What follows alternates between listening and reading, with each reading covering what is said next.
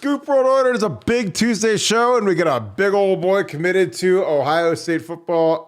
Taiwan Malone is a guy that we were excited about 2 years ago. He ends up going to Ole Miss, made a mistake, corrected his mistake, and joined the Ohio State Buckeyes today. He is a big dude, a big guy, a big position need at nose guard. Super excited about this one. We're going to break his film down. We're going to take your questions. We're going to see where he fits into the rotation. So, as you guys know, we love to bring you guys the goods, so we appreciate you guys tuning in. As always, thank you guys for subscribing. Thank you guys for liking this content. Click that like button, click subscribe, click the little bell so you guys get alerted when we go live. We love doing these live shows. We love the comments, the feedback. This is going to be a huge show today. Appreciate you guys. A lot of offers went out last night. We're going to talk about those. But again, thank you guys as always. Shout out where you guys are from. We got all over the country, all over the world, India, Japan, Florida, Ohio, California, just everywhere. So love that stuff. So shout out where you're from. Hit that like button. Send this to your friends because your friends will probably enjoy it. Because again, this has been a fantastic growth spurt for us. It's all thanks to you guys. So that being said, I'm going to bring in resident scoop nose guard, nose tackle, Nevada Buck. Nevada, how are you tonight? You know, I'm a little depressed.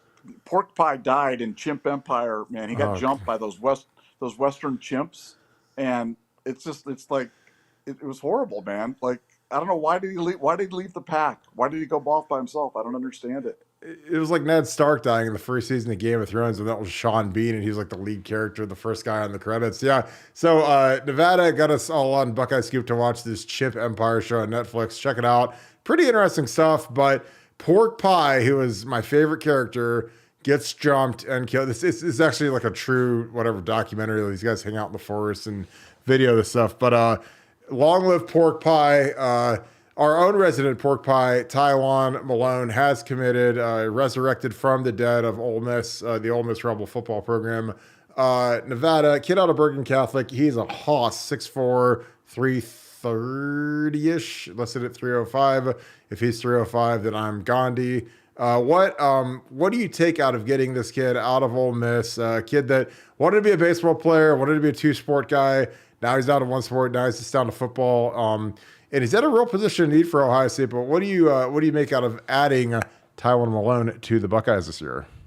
Well, like you said, I think you hit the nail right on the head. Him deciding to drop baseball and become football only is huge. It's huge for his development. I think it's, the list of kids that have played top level football and top level, baseball, it's so small I'm not sure I can remember one. So it's impossibly hard to do that, especially in these days and times. He's football only. Second kid we've got out of Ole Miss, in this portal season, a kid that was, highly regarded coming out of high school.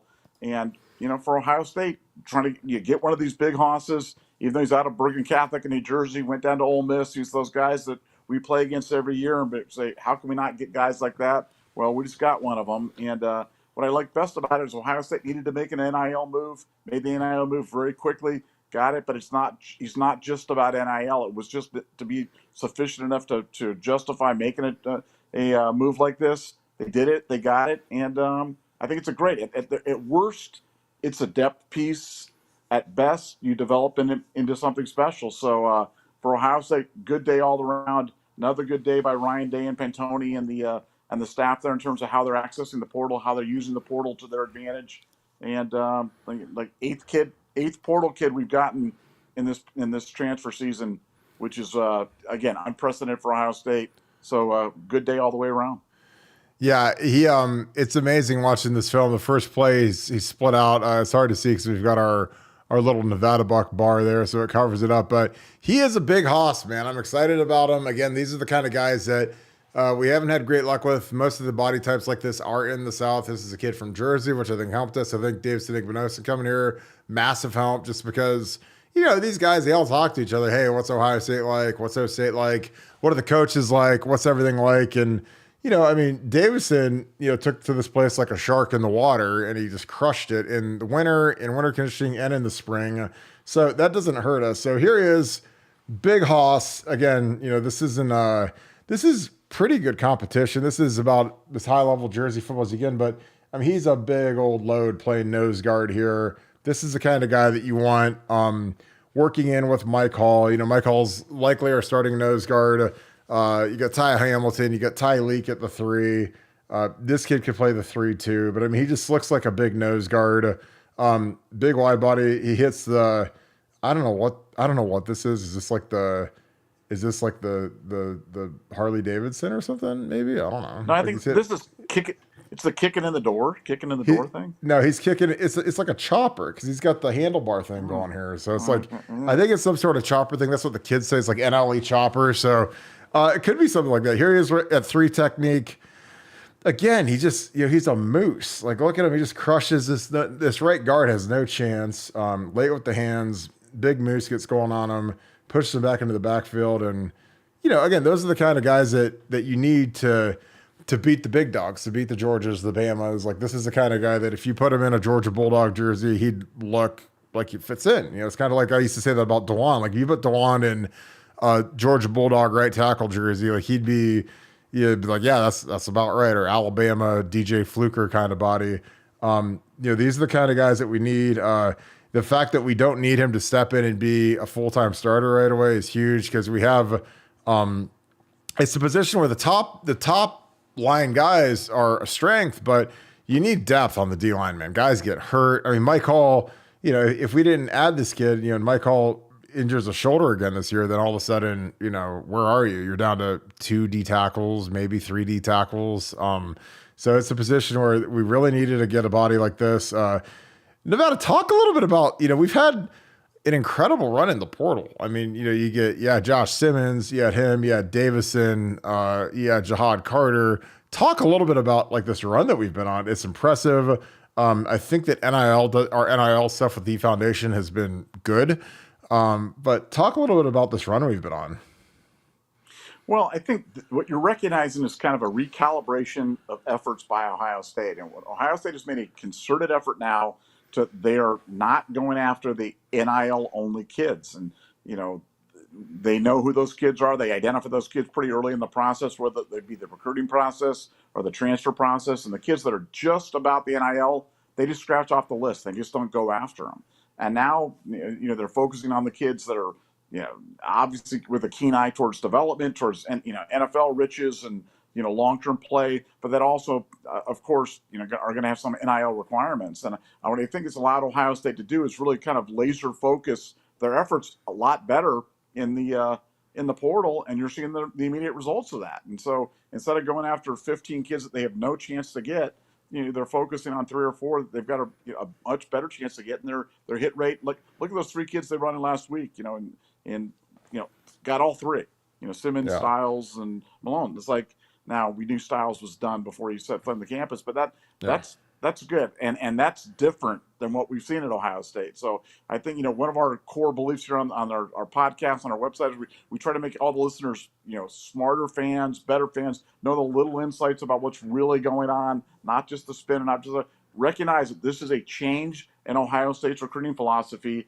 and it's a change that's immediately bearing fruit. So good for Ohio State. I'm the first one to point out stuff when I don't think Ohio State does it right. Well, in this case, I think they're doing it right. They're doing a great job, and they've definitely strengthened the roster from 2022 to 2023, and my hat goes off to them. Great job.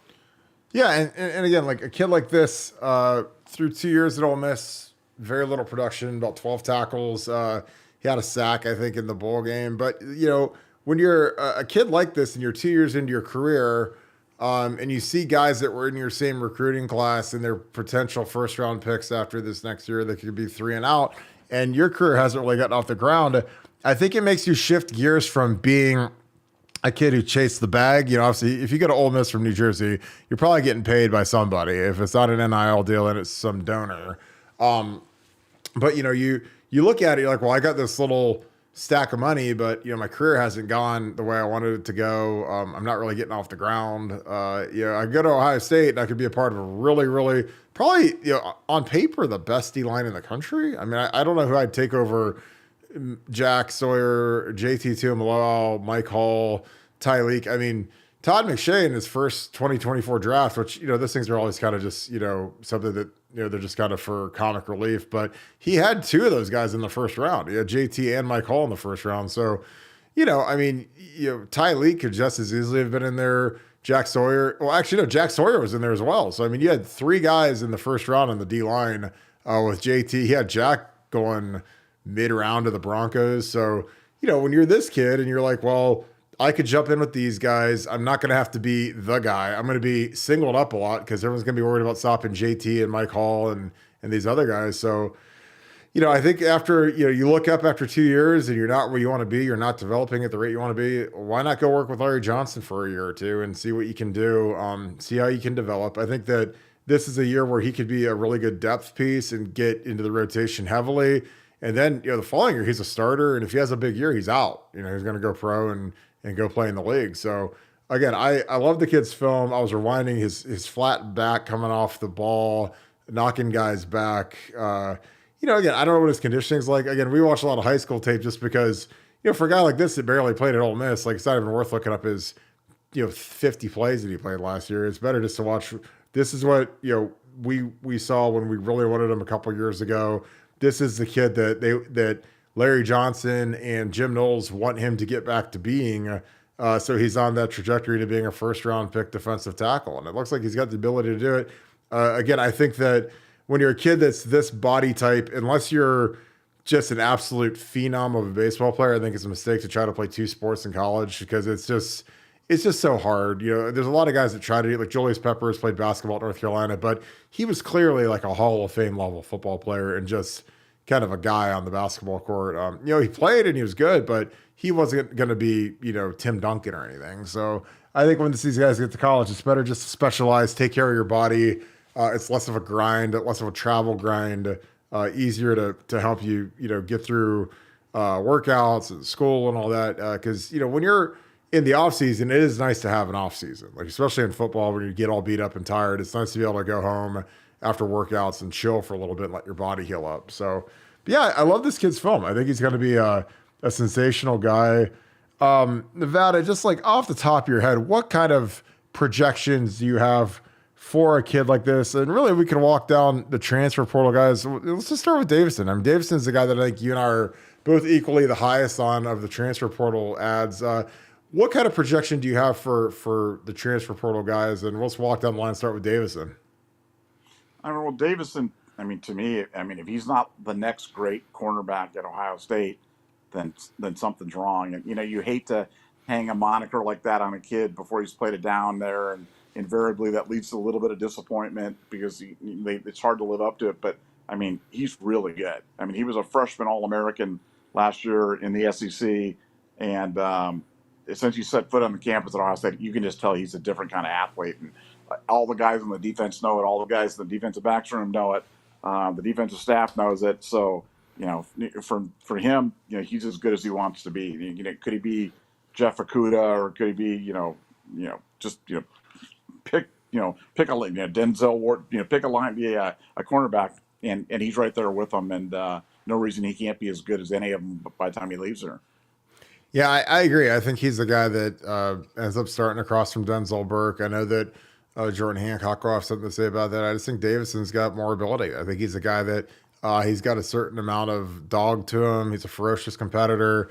And again, the guys I talked to in the program love him, and they say he's been a great ad. That's always the big thing is how do these new guys, act? And honestly, I think it's kind of overblown because like it kind of is.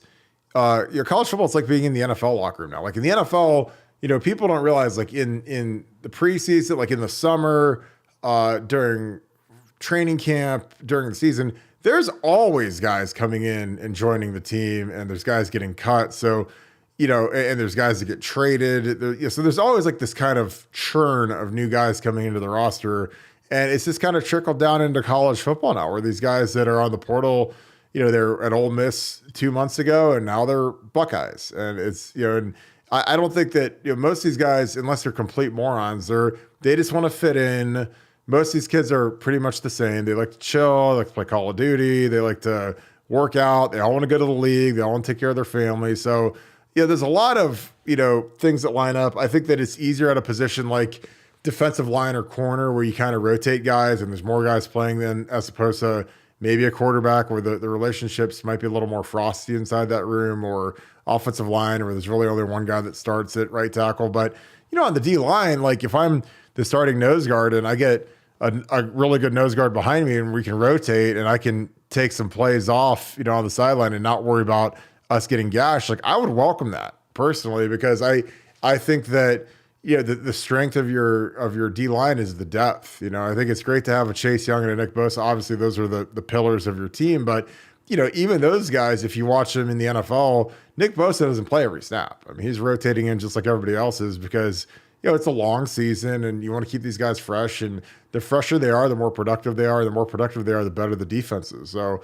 I think that controlling that drop off level is so huge on the defense and adding a kid like this to come in behind Mike Hall if they play him at nose or behind Ty Lake if they play him at 3 technique is just such a huge benefit to Ohio State's defense, especially as the season continues to get longer and longer and longer. They had the Big Ten championship, another round of the playoffs.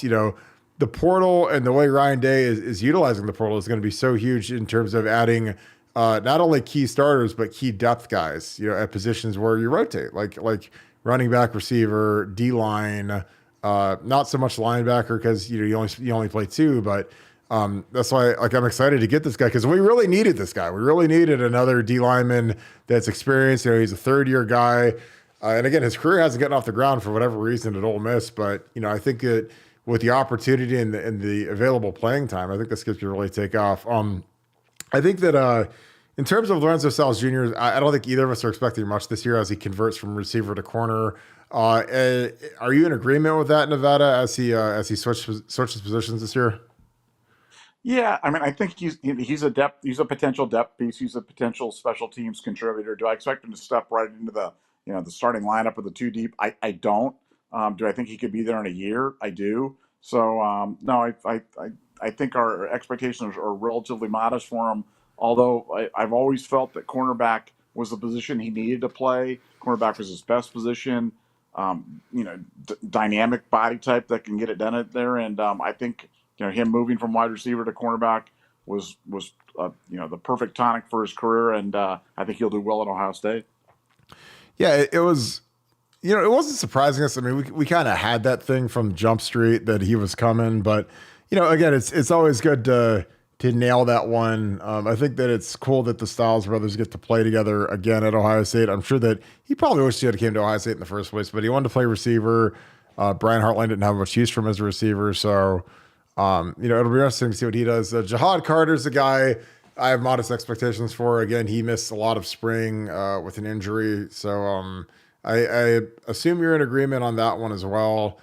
And as we break these guys down, I think that Davison's the guy that we're the highest on right at this moment. But, and Josh Simmons is a guy that I think could step in and play right tackle for us. He started last year. He's raw as can be, but he's got some talent. And, again, I'm all about adding more pieces to the puzzle when it comes to competition because whoever ends up winning the right tackle spot will be, a good player. I don't know if he'll be a great player, but he'll be a good player and he'll be, good enough to help us win and beat Michigan and win a national championship. So, again, will they be as good as Pearson Dewan? Probably not, but they can be good enough to win a national title. When we played the Florida Gators in 06, neither of their tackles got drafted. None of their offensive linemen got drafted, and they put it to us. So there's ways to get it done. You don't need 5 Orlando Paces, as great as it would be. If you've got good scheme and good skill, like it can overcome a lot in terms of the offensive line. Oh, we got a Massillon, Ohio. What's up, Massillon? We got people from all over the place in here. But yeah, we had another offer yesterday. Brian Hartline is that going absolutely crazy. Andrew Marsh, Katy, Texas, home of Ashton Yabodi, is a new speed demon that Brian Hartline has his sights on. He offered him, has great hair, obviously, but he is a 6 foot, 168 guy. I'm going to get his film on here. Nevada, can we have enough of these 5-star receivers? Because I don't think we can. Brian Hartline doesn't think we can. No, I mean, we talked about this ad nauseum, but wide receiver position is so overpowered in college football, and you just can't have enough of these guys. And what I like about this guy is, I mean, he's pure speed. I mean, he can run, and you get him out there. They're lucky enough to get him out there on the field to go with these other guys. It's gonna it is going to be fun to watch. You know, if you like high-powered offense, if you like throwing the ball all over the place, if you like just going over the top, this is a guy for you because he can do it all. Yeah, and he's the guy. He's not obviously there. He gets a nice high point. This guy can get out and go. And again, like Brian Hartline, we lost a couple of receivers to the portal, so Brian Hartline's got a few more bullets in the chamber to go out and offer some kids. You got J.J. Smith. You've got a pretty robust 2025 class, but he probably wants to get 4 or 5 of these guys because these guys are really, at the rate that these guys are going pro and transferring out. You almost have to take 4 receivers every year because you got to anticipate some guys are really talented and they're just not quite talented enough to beat out Carnell Tate, Brandon Ennis, JJ Smith. So they go to Auburn, they go to Iowa, like a couple of these guys did. And then you got your guys that are 3 and out pro guys. So, I think Brian's in a unique circumstance where he probably always has to take 4 receivers and just, it just is going to sort itself out by way of attrition. I mean, we might lose some more guys in once fall camp starts. It's just one of those things that I was surprised that they offered another receiver, but I really wasn't because, these guys know what's going on in the program. Again, here's a little tunnel screen to the crib. Again, this guy can fly. Katy, Texas has got great talent. Again, Ashton Yabodi was from down there. A guy that was one of the first, really, really great Texas guys that I played with. Him and Schlegs were, I think, our 2 big Texas guys that we had. But, with Jackson Smith and Jigba and some of these guys that we've been pulling out of there, I mean, it's been lucrative to go down there. And Brian's obviously, he's the guy that all these receivers want to play for. I love these little tunnel screens. Though. These are so easy. And just take this to the crib, too. Like, this is so fun because it's literally like a 3-yard completion. Like if you look where the sticks are, I mean, this is a 3-yard completion. And then, you get some blocking and then the speed just kind of takes over. You split the safeties, stiff arm a tackle and you're in the end zone. So you can see why Brian Hartline would be excited about this guy. He's got jets, here he is, just middle of the field. They just completely forget about him. But once he gets it, man, he's gone. He's going to the crib. And like I said, this is going to be a guy that who knows where he fits into the thing, but we've got some real speed coming in 2025 with the guys Heartline's bringing in. So super excited about this guy. But I wanted to run his film. Any particular NFL or former Ohio State guys he reminds you of Nevada? It reminds me a little bit of the Santonio Holmes, which I know a player you're very familiar with, and you can't get much higher praise than that. But that's first time I watched him, I was thinking Santonio, and I just like I said, I love kids that play at a high level of football. And as you mentioned, Katy High School doesn't get much better, much more big time than that down in Texas, and he dominates. So he's a kid that'll just fits the profile of a kid that'll come and dominate at the college level and under Hartline's tutelage, being another in a great line. But as you mentioned, Brian's almost got to recruit 3 or 4 every year. He's kind of a victim of his own success because he's going to have so many guys leaving early, guys just kind of coming in. It's going to be a revolving door. And so, we're going to be on Brian and say, hey, you got to recruit more guys because you're so successful, camping in the league. I mean, Brian's probably going to have 20 draft choices here in the first, 6-7 years. And that's amazing to think about. Yeah, like I said, in that room where you've got 3 receivers that start generally on most formations, and then you rotate maybe 5 or 6 in the game. If you're 7, 8, 9 at Ohio State, there's a good chance you're probably 1, 2, or 3 at 90% of the colleges, 95% of the colleges. So, for some of these guys that are thinking that they might wait their turn might never come. Because when you see, you go turn on some J.J. Smith highlight films. You're not going to beat that guy out. You're not going to beat Tate out. You're not going to beat Ennis out. I mean, I think Carnell Tate, we should change his nickname to Portal just because, like, when he showed up and balled out the way he did in the spring, 2 guys immediately hit the portal. They're just like, yeah, we're not beating that dude out. And then, if you put a gun to my head, I'm putting Carnell Tate at Z this year and playing him with the big 2, with Emeka and with Marvin Harrison. And that's our best 3 receivers. I don't think that there's any question about it. But the seniority will keep Julian Fleming in the role, I'm sure. But if you go pure skill, pure talent, pure threat to just being like your most dominant trio, I think it's those 3. And then I think you put Ennis in the slot and away you go. So it's going to be interesting to see how that shakes out, how these reps shake out. But yeah, I love watching this. I love watching some of this film. You know what? We got some great questions, and Odysseus, this is so true. We need. So he has a question. We'll take some questions right here. He says we need a D tackle that can stop Michigan's running game, and you know what? I totally agree. I mean, you must have tuned in. Neil Harris, the 411 dudes. I love when you say that. That's my favorite. But yeah, like, when we play the clip of Teron Vincent getting jacked up and tossed out of his gap, like that's part of the problem. When guys can't hold their gap because they're not good enough, they're not strong enough, then, it makes it hard to play defense. So adding guys like this, like again, this is kind of the tonic with Jim Knowles. Like when you say you got to put 8 or 9 bodies in the box and load it up to stop because our D tackles couldn't hold up, like, I agree. Because when you've got big, monstrous, hard to block defensive tackles, like you don't need to commit as much to the run because, those guys, they're going to take up two blockers or they're going to wreck your running game by themselves. And that's kind of where we need to get back to. We need to get back to, I know in 14 we had Joey Bosa, but I mean, we had Mike Bennett and Adolphus Washington who were really good on the inside. Those are 2 draft picks and 2 guys that, frankly, I thought should have had better NFL careers. I'm surprised they didn't last longer in the league, but those guys are really, really good players and super athletic players. So those are the kind of guys we need to get back to on the interior, and then plus it up a little bit because we need to get those high round guys going again. Yeah, I don't know. We're getting a lot of Tron Vincent stuff in here today. Was Tron ranked so high? I don't know. I mean, it's coming out of high school. Some guys are ranked high.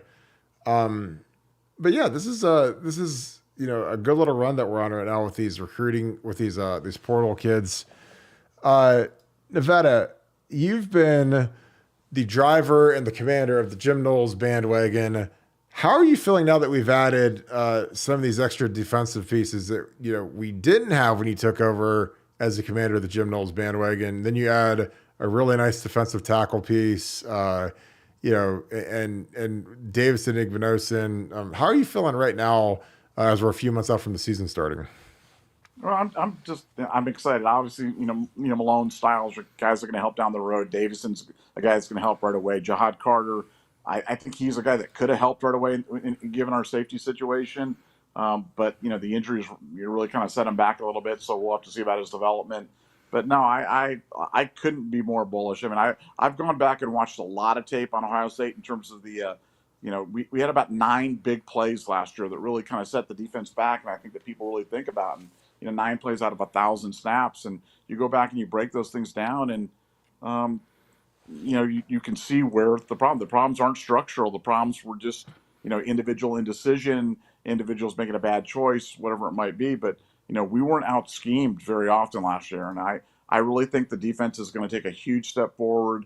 And after I've been able to do film review, I'm more convinced than ever. And like I said, adding pieces like this just helped. Adding Davison was absolutely gigantic. I think we would have been really good before Davison. I think Davison, you hate to put too much on one kid, but having an elite corner like that allows your defense to do a lot of different things. And I think that took us from really good to to borderline great.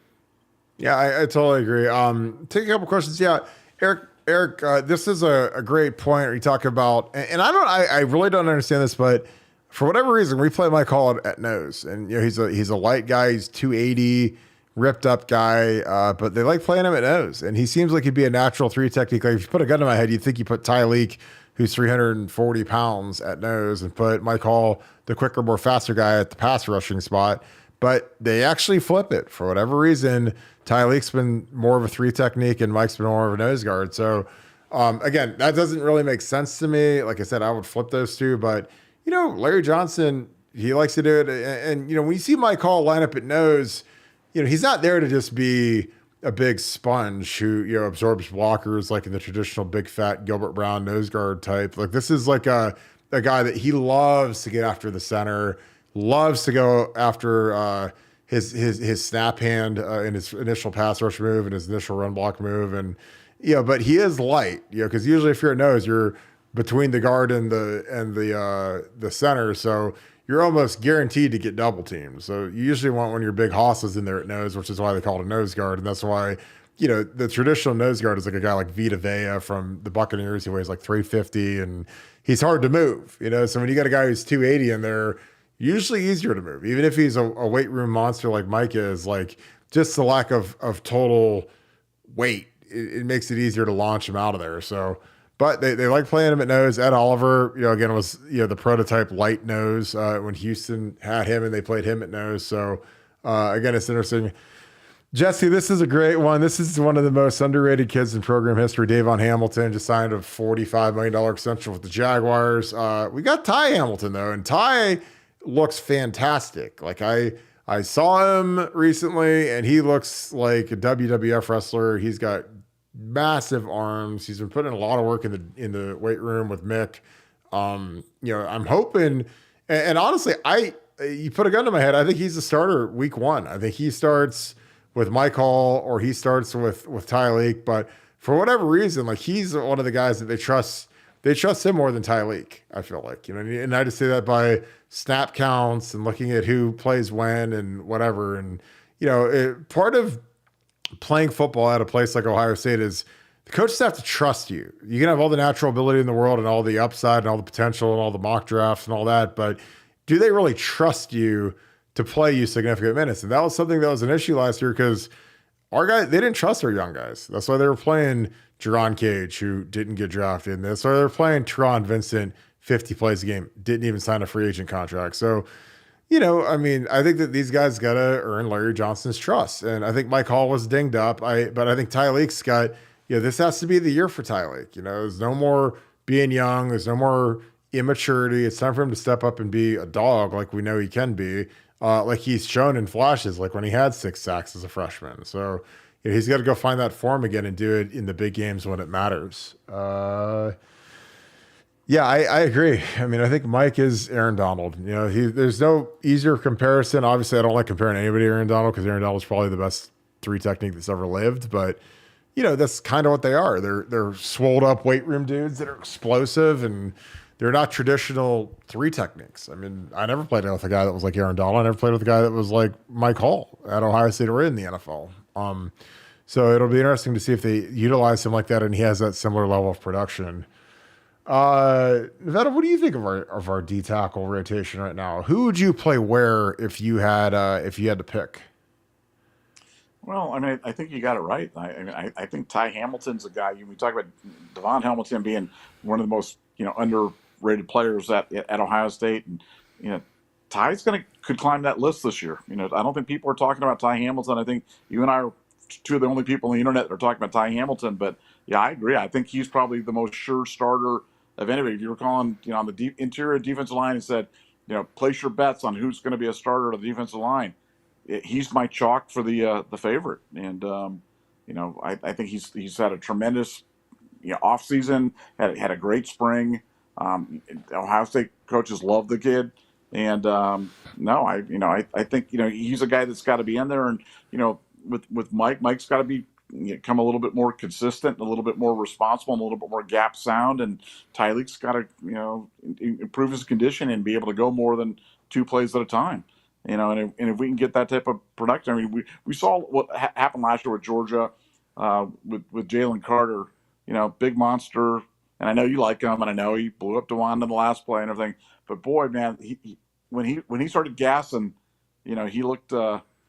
He sometimes he would just stand there. He would just stand there with his hands on his hips, and Ty Leak doesn't get to that point. But Ohio State's got to get more of that explosive Ty Leak out of him, and the guy that's got that double-digit sack ability from the inside, which is rare air, and he certainly possesses it. Yeah, I agree. Like I think that he's got the ability, and again, it's with some of these guys, it's just about conditioning. These guys can play hard for a play. They can play into blocks. I'm just looking for maybe a spring game clip or 2. God, CJ Hicks is good. I'm just watching the first few plays to see if I can find some good Mike Hall and some good Ty Hamilton stuff. But I think it's just funny when you look at what these guys can really do when they really do. But do not show spring game stuff, because that means our offensive line sucks, and that means we're going to have a whole nother podcast calming people down about the offensive line. So you can't show, do not show any spring game clips. Oh, I might just show one. I like watching these guys because I mean, you see Tyleek, like when Tyleek goes, man, he's a load, man. And these guys, it's something where you watch him and if he could do that more often, he'd be all American. If not, I mean, he'd easily be all Big Ten, but he just has to figure out a way to not go to neutral as much. That's like his biggest problem is that he just turns it down. And like even Hero Canoe looked like he was flashing. And again, like a guy like Taiwan Malone, I mean, that should put, some spark into Hero. Cause I mean, literally this guy's coming to take Hero snaps and Hero wants to be in the rotation this year. He was standing around redshirted last year. So, it's going to be pretty fantastic watching how this all works out. But yeah, like I said, Tyleek, like when Tyleek wants to go, man, he is a load. But again, it's just what motivates him and what's going to make him actually go hard all the time. Because when he wants to go, and when you've got Hamilton and you've got him next to each other, I mean that sucks to block on the interior. Like when you're Justin Fry and you're these O-line guys, man, and you got those two big 320-pound dudes in there, like that sucks. Just being honest, because I've been in that situation, and it's easier. Like Mike Hall is a guy who's explosive and quick, but man, when you get those two big guys in there, it is tough sledding. So I'm just looking for because here we go. See, Tyleek, he takes this play off, and like I'm not even going to show this one because it's embarrassing, but he just doesn't have the wherewithal to just go hard all the time. Like his motor just turns down, and part of it is in this game they're not tackling, so there's not a lot of live, full gear reps. But when he wants to go, he is an absolute pain to go against. And so is Mike Hall. Like Mike Hall is a guy that I think just can take off. He was hurt last year, but it is what it is. In the chat, who do you guys think can break out on this defense? Because this defense there's a lot of breakout potential for Jack Sawyer, a lot of breakout potential for Mike Hall. Tyleek just, if he could ever get his motor running hot all the time, he'd be unbelievable. But he takes too many plays off. That's his biggest issue. It always has been. But who are you guys looking for, just in terms of who could break out? Like Sonny Styles is a guy that's all over it.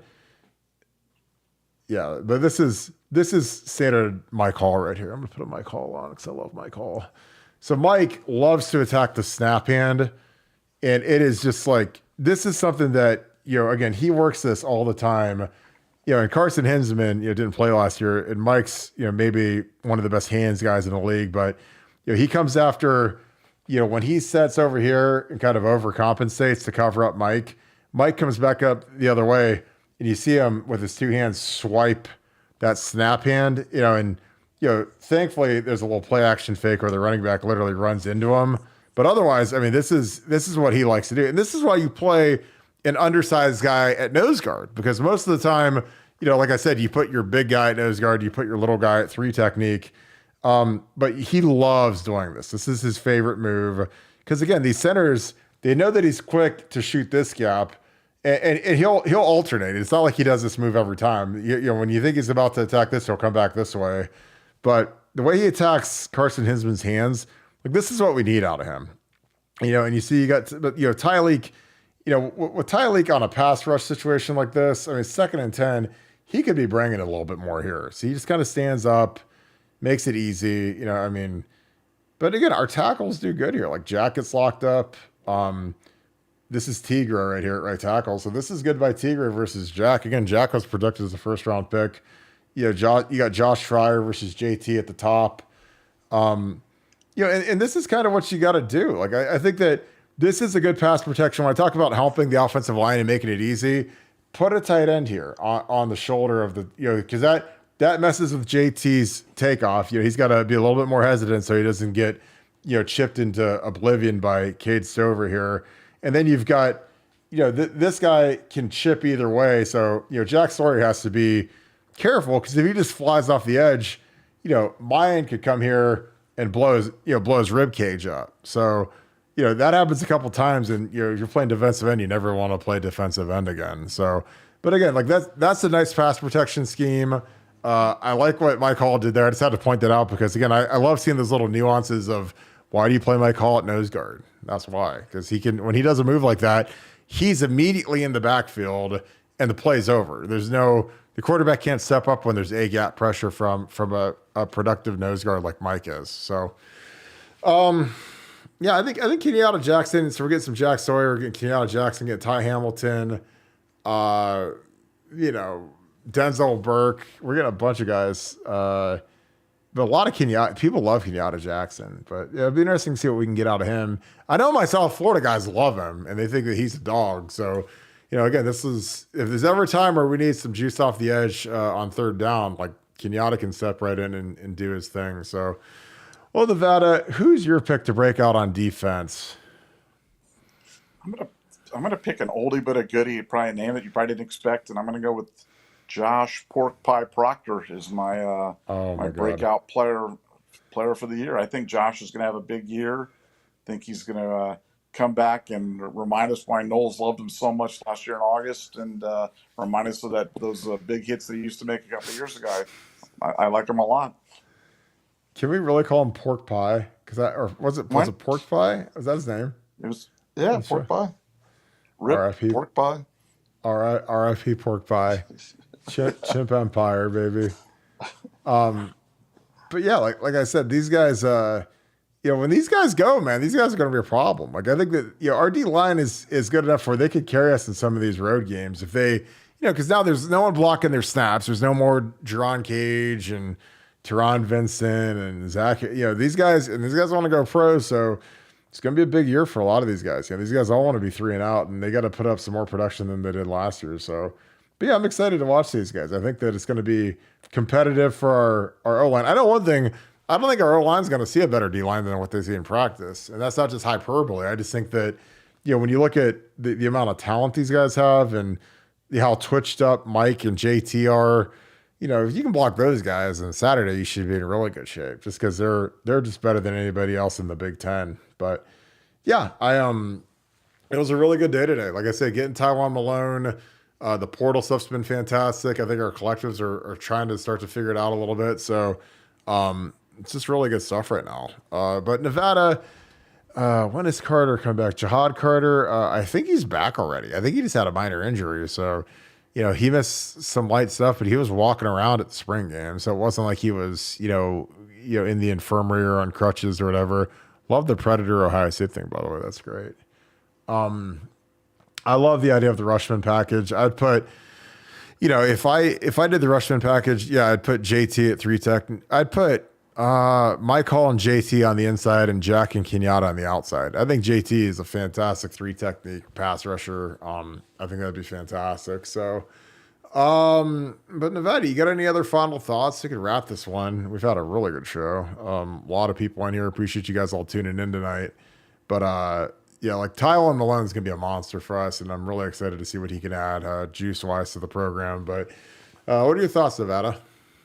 Look, if I'm going Rushman, I'm going to go unconventional, and I'm going to bring in a C.J. Hicks or a Sonny Styles and rush those guys and try to see what they can do about getting to the quarterback. Because I think we've got plenty of guys that are big guys that can go and lock up and do their thing.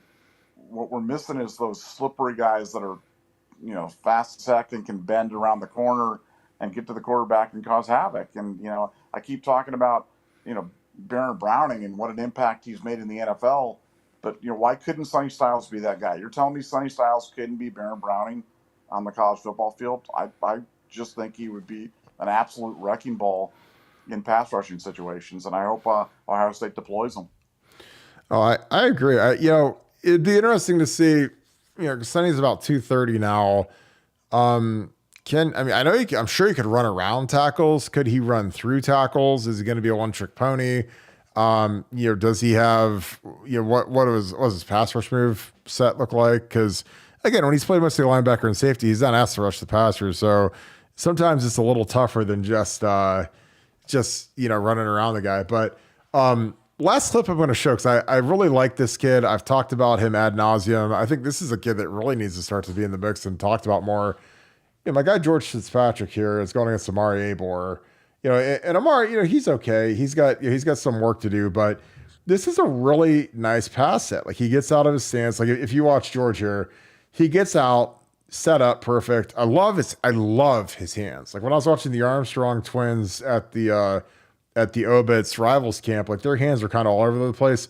This is the clip I would show them as to how to set with their hands. And this is a great set. And to me, this is a win. He widens them out, nice wide pocket. He runs the arc. This is a nice wide arc right here.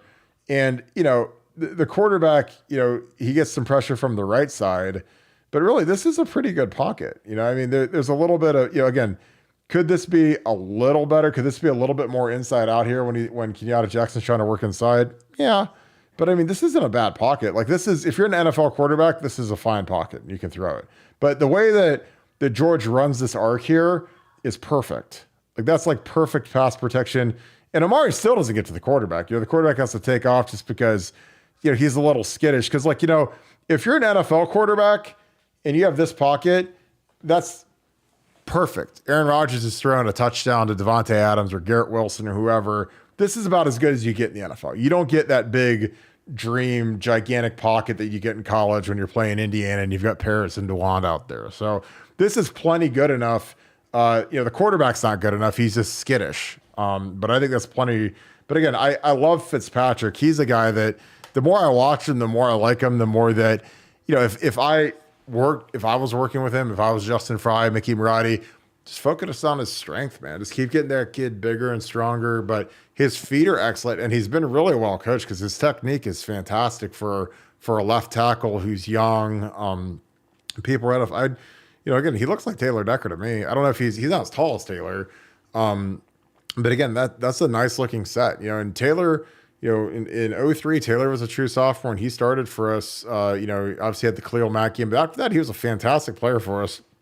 So that's who he reminds me of. Again, he's not as tall as Taylor, but his set looks every bit as smooth, if not smoother, than Taylor's did as a sophomore. So, like I said, the more I watch these guys and kind of nitpick them, the more I see, who has a real chance to contribute and be a good player in the future. And I think George Fitzpatrick's that guy. He's a guy that technique-wise, really, really nice. I mean, he's got really good feet, really well coached. And again, you can make guys stronger. Sometimes you can't get the guys to iron their technique out, but you watch this guy pass that, and I was like, this guy could play right tackle for us this year. He could play left tackle for us this year. Like again, you're going to need at some point a third, fourth tackle in case someone gets dinged up or whatever. So, he's the guy that needs to be in the mix. I think him and Luke Montgomery, by the end of the year might be our two best pass blocking tackles, just because I've watched their athleticism. I love their feet. But the biggest thing with those two is they just got to get stronger. They got to get bigger. They got to get stronger. They got to be firmer. But their feet are excellent. And I think their athleticism is excellent. So just a little bit of a gleaning I've gotten from watching probably too much film, but I love studying these guys so I can give you guys some really good intel on who looks good, who needs to get better, and really how they can get better. Because that's like the kind of the next level thing is to say, well, this is what this guy needs to improve on to become a better player for Ohio State. So that being said, Nevada, a great show.